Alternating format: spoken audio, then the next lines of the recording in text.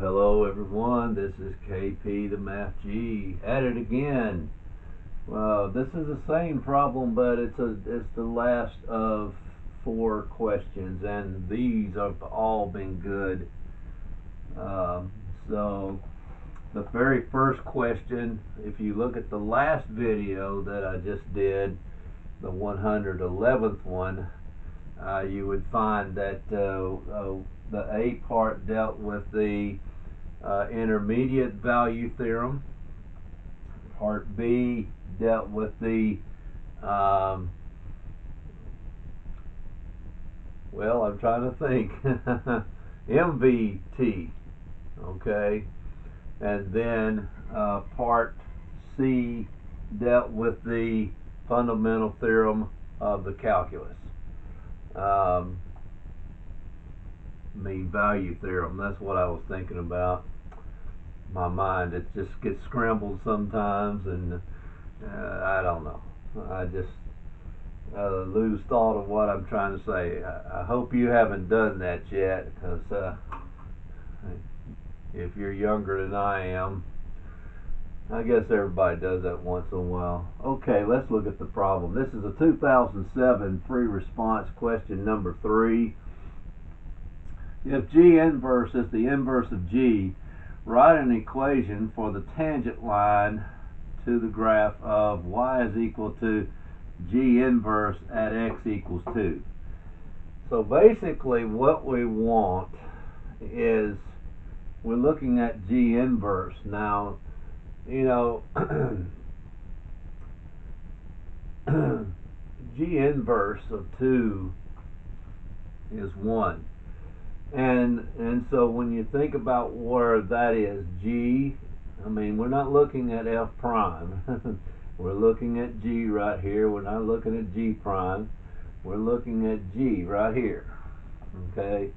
So what we really want to start with, number one, we need some points. And actually, it's not 1, 2. It's the inverse. It's just the opposite. You remember, okay, you could normally say 1, 2, but when you're talking about the inverse, you're flipping it around, because it says at x equals 2. So we know that x is 2, and now in this case, y is 1. Okay, G, we're saying G inverse at 2 is equal to 1. Okay, which really means that 2 is equal to G at 1, isn't it? Alright, yep, G at 1 is 2, and that's the same thing, but in this case we're not putting 1 as x, 2 is x, at x equals 2. You got to be careful with that. Remember, when you do inverse, you switch x with y, don't you? Okay, so just think about that. So x is 2 and y is 1. So we got a point. And we want, what are we looking for anyway?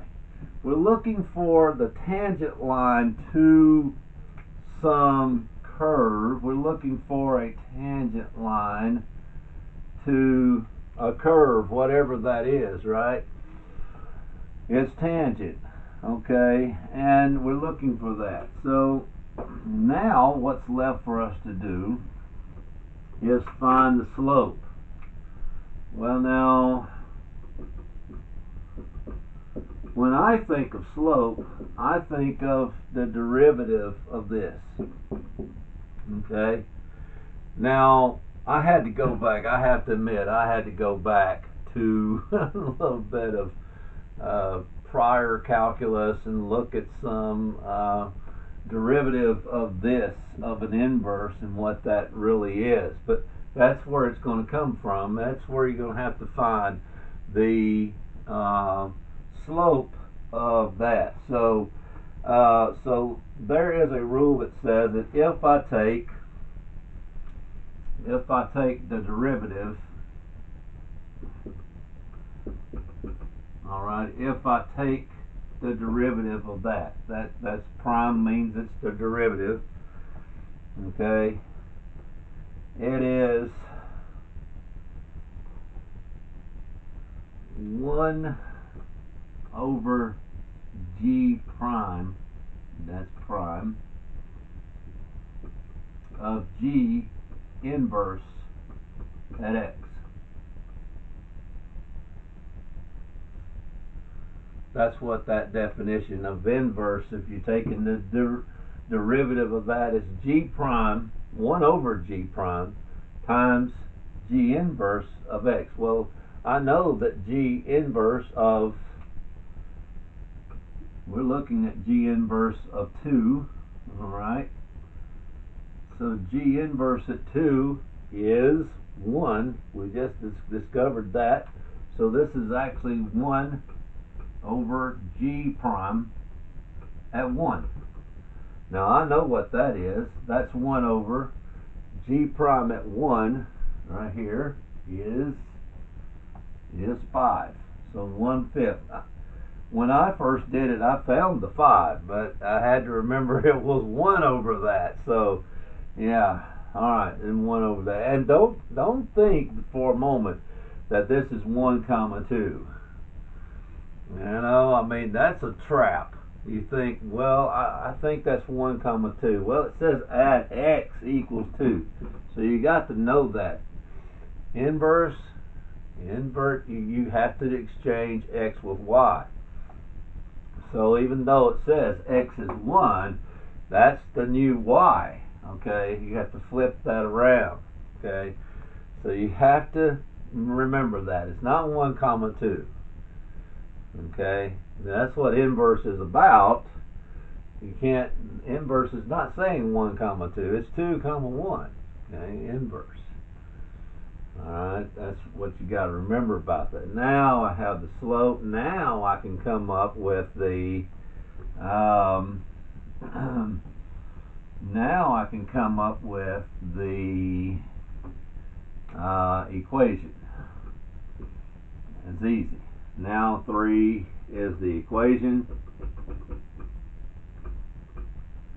This is a cool problem. I've been wanting to do this one for some time, but I had to go back and do a little research on this derivative again and get it straight in my mind. All right, now that I know that what the points are, here's x1, y1. So y minus y1 equals m, which is, I already know that, 1/5. Excuse me, 1/5 times x minus x1, and there it is. Okay, that's it. Ooh. That's one of my quickest videos that I've ever had to do, and I probably could have squeezed this in from the last, doing the last 3 problems. I could have gotten this one in there now that I know how much time elapsed. So anyway, on my camera. So anyway, I do appreciate you tuning into this, but this is one of those that I haven't taught yet. So there it is. I just wanted to put this one in there because, you know, I wanted to get you re-familiar with, or if you're already familiar with it, we can always review, right? So IVT, MVT, the fundamental theorem of the calculus, whether that's part 1 or part 2 on part C of this problem, and then part D has to do with inverse, and you just have to find it here. Once you find the points, you can, and the slope, then you have this right here. All right, and so there it is. Well, that's all I have for this video. I feel like I could be doing something else, but that's all I have for now. This is KP the Math Geek. Please subscribe if you haven't done so already. I have several subscribers and hoping to get more, but that's okay if you don't subscribe. I'm mainly interested in you learning how to do this. Okay. By the way, incidentally, from the question, this is differentiable, which means that it is continuous. Okay, and so you can see what's going on. You kind of can read it a little bit. I'll show you a few things. At 1,6, what's the slope of f? 4, and it's probably pretty steep, that 1,6, isn't it? Okay, g at 1 is 2, so at 1,2 on g, the slope is even just a little bit more, it's 5. But then you have a composite function, I have to look at it again, where they put g and f and g together. Okay, so that's why you have both f and g. But that just kind of gives you an idea. At 3,10, the slope, it's negative. Okay, it's going to be leaning this way, like that. And at 3,4, the slope is 2 on g. So it gives you an idea how you can almost draw these graphs, can't you? Okay, just give you some ideas of what's going on here. Okay, anyway, this is KP the Math G signing off. If you'd like to subscribe, please do so. If you'd like to make a comment, please do so.